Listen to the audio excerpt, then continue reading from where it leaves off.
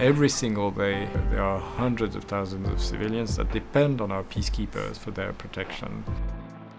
On top of the other activities of our peacekeepers, such as promoting human rights and also promoting free expression through the use of our social medias, of our radios, and building state capacities, working with local actors, empowering women. The multiplication of crises, the more exacerbated divisions across the member states makes it more difficult for us to operate, and especially because political efforts in this climate of division and tension are not making enough progress. Sometimes there's difficulty with the host governments. There are frustrations because expectations, particularly when it comes to our protection of civilian mandate, are very high. All these efforts need to be not only continued, but they actually need to be stepped up. I believe that it is probably one of the most supported activities in the UN because most of the member states are stakeholders.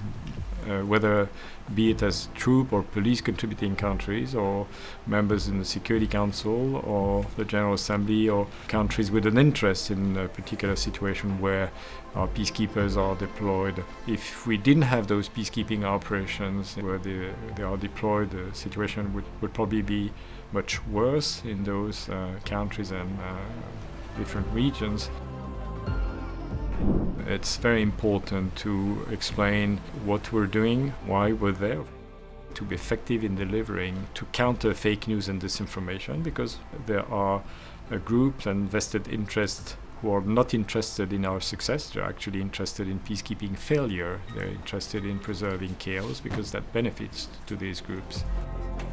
In the past, the list of countries where these durable solutions were achieved with the support of peacekeepers is a very long list. The countries such as Mozambique, Namibia, Angola, Sierra Leone, Côte d'Ivoire, Liberia. But it's much more difficult to achieve that outcome now because of the lack of support and certainly lack of united and committed support to those political efforts, particularly from our divided member states. And I think this is really a key challenge that we're having to deal with.